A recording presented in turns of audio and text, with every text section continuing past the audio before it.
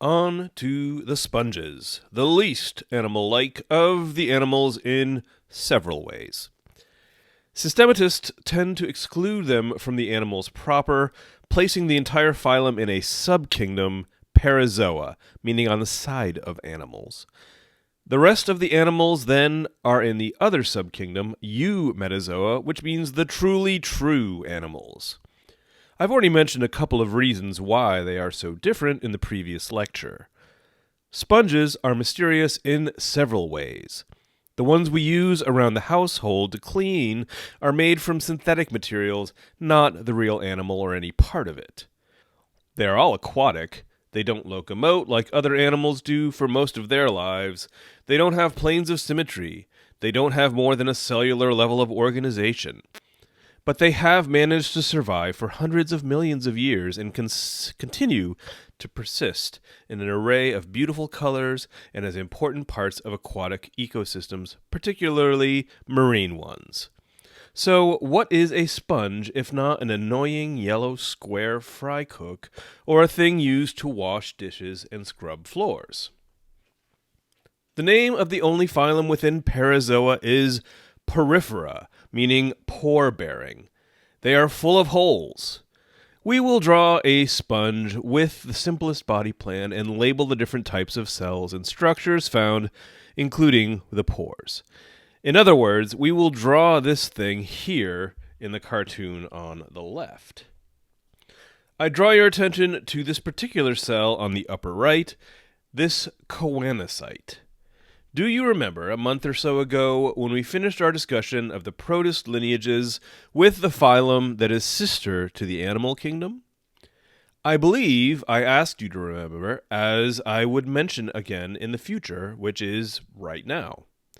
That phylum was Choanoflagellata, and while not a large phylum, and not an important phylum for any commercial reasons, it was important because of the clues it gave as to the link between the protist eukaryotes of the Opisthokonta and the animals. This cell is called a choanocyte, or collar cell, because of the ring of microvilli that extend out from the cytoplasm and surround a single flagellum. Like in choanoflagellates, this flagellum generates tiny water currents that allow food items, protists and bacteria, to become trapped in the microvilli and eaten. So add that to the list of weird and unshared traits of sponges that they don't have mouths, though the choanocytes do ingest the food for the rest of the cells in the organism. The digested food in vacuoles can be transported to other cells by amoebocytes, which are amoeba-like cells that have several jobs besides waiter to the rest of the sponge cells. I'll explain the functions of the rest of these cell types as we draw in class. Another important anatomical feature of sponges is their body plan. The simplest body plan for a sponge is the asconoid type. Here, let me label it.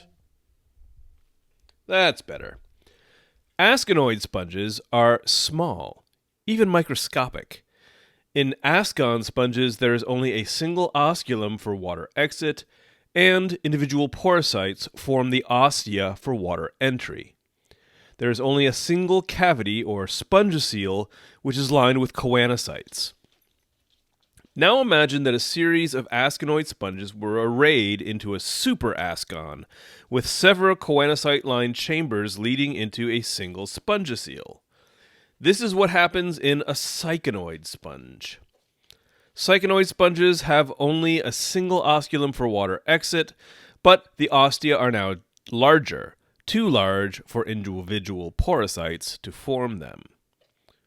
The most complex and largest sponges are leuconoid sponges that form a complex of flagellated chambers with canals connecting them.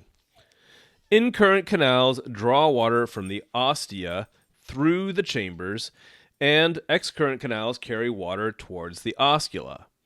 I say oscula because in these largest sponges, there may be multiple ways for water to exit, not just a single osculum. As it turns out, the differences between Ascon, sycon, and leucon sponges are not so cut and dried. There are gradations between them, but if I were to ask you about them, I would give you a clear example. This brings us to the diversity portion of the lecture. There are 3 classes of sponges to know about: Calcarea, Hexactinellida, and Demospongiae. Calcarea are exclusively marine sponges that are typically quite small, though all 3 body types are known. A distinguishing characteristic is the material used for spicules, which the name kind of gives away. Like forams, Calcarea use calcium carbonate as a building material. Hexactinellida are also marine sponges, but typically found in deeper parts of the ocean. 450 to 900 meters deep are typical, but they have been found in shallower depths and much, much deeper. While Calcarea have calcareous spicules, which should be easy to remember, Hexactinellida have siliceous spicules, silica or glass, like in diatoms and radiolarians. And these are also known as the glass sponges.